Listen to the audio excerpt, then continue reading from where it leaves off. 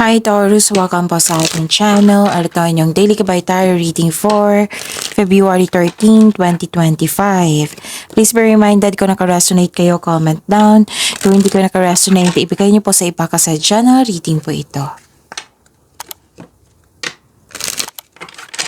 This is for you, Taurus, ngayong February 13, 2025.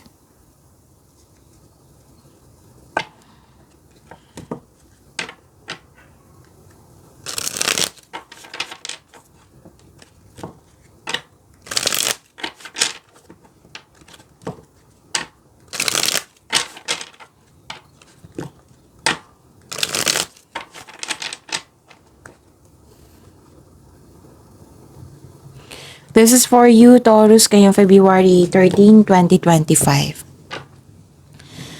Maraming salamat po sa inyong patuloy na suporta at maraming salamat din po sa mga hindi nag-skip ng ads. Gamitin ang reading na ito bilang kabay lamang sa mga hindi po nag-subscribe.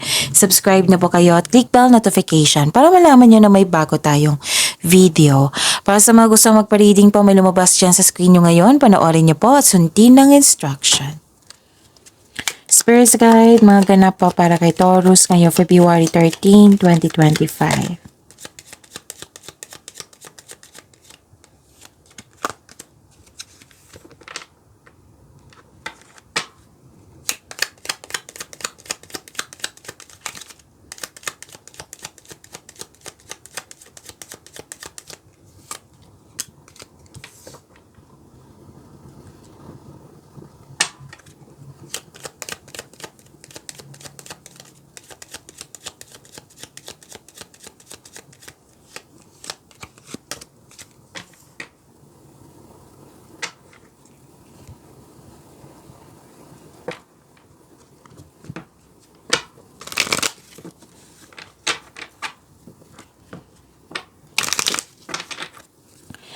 Spirit Guide, mga mensahe po para kay Taurus ngayong February 13, 2025.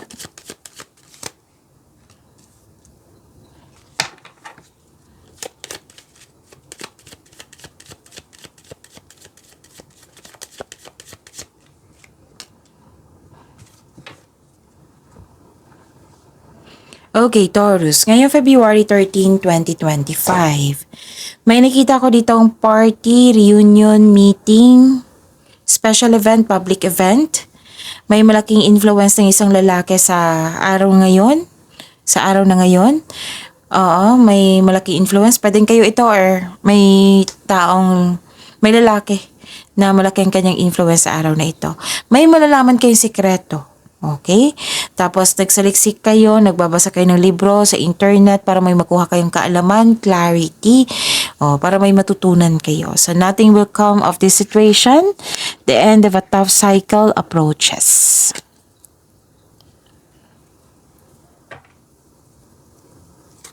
Spirit Guide, energy po ni Taurus ngayong February 13, 2025.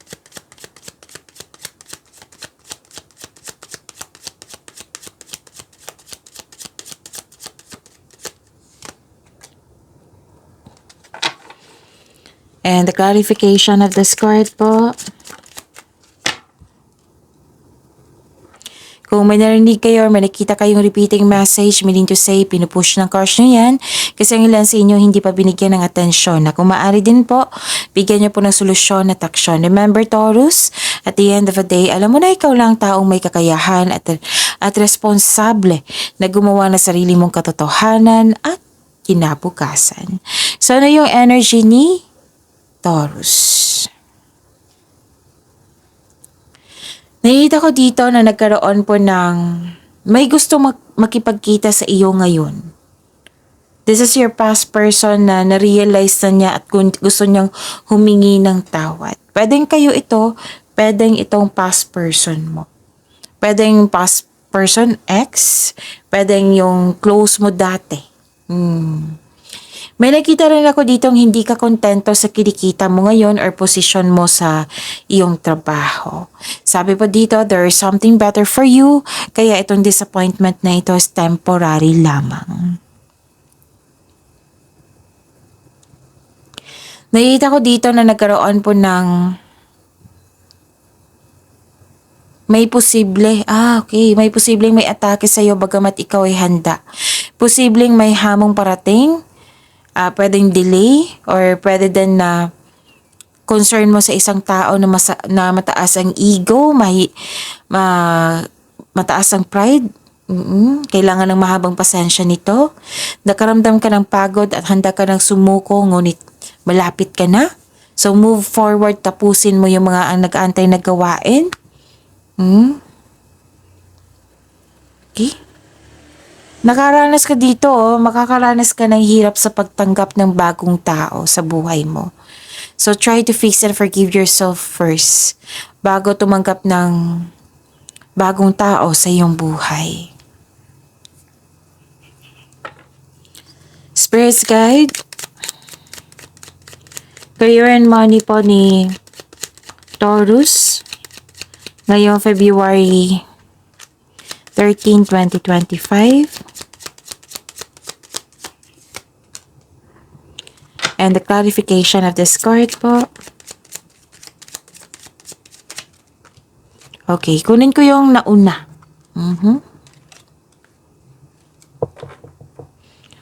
Okay, nakikita ko dito sa inyong career and money, Taurus, na nagkaroon ng struggle or conflict sa workplace mo, or nagkaroon ng rivalry with co-workers. Inggit, selos, tuso, mandaraya, kompetisyon, andito po. Pwedeng pag-aaway na, or may posibleng may mapanilang na tao na malapit sa iyo. Kaya mag-ingat kayo sa kanya. Kanina pa to sa energy nyo problema mo. Yung trabaho, sa career mo at sa pera. At nakikita ko rin dito na nagkaroon po ng may taong hindi marunong magbigay halaga nang dahil sa kanyang mga ginagawa, hindi stable yung emotion mo. At saka may takot ka rin may alinlangan kang leader po. Kahit nang iba ay naghihingi sa'yo ng guidance. Mag-ingat sa communication sa ibang tao kasi may nakita ko ditong parang sobrang sensitive ito. Oo, na maging sensitive po siya. Okay? Spirits Guide, Love Life, Self-Love, Partnership, and Romance, Taurus ngayong February 13, 2025.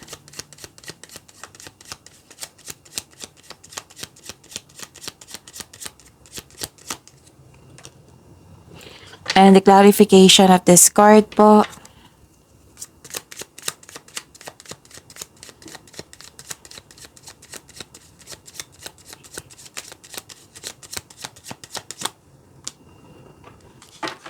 Okay, maraming salamat po sa patuloy na tiwala, suporta sa ating channel.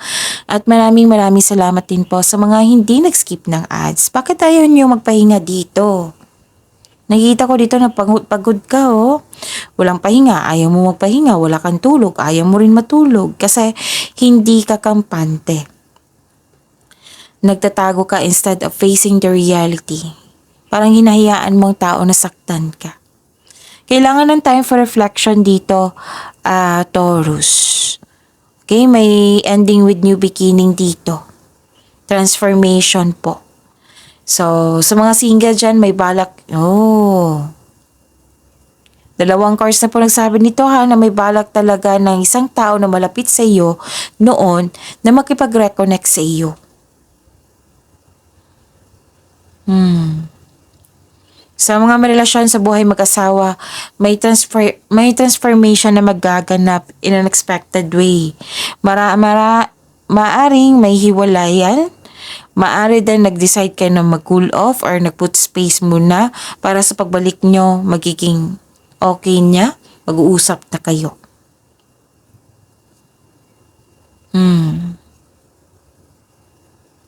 Pwede din tumiwalag ka sa isang grupo ng tao or sa isang tao. Pwede din closure ito, nagkaroon ng closure. May nakita kong paglilipat dito. Paglilipat, okay? Yun. Pag-imanin niyo po yung blessings na binigay sa inyo, Taurus. See you tomorrow. Please like, subscribe, and click po button for notification para updated po kayo sa daily tarot reading natin. Maraming salamat po.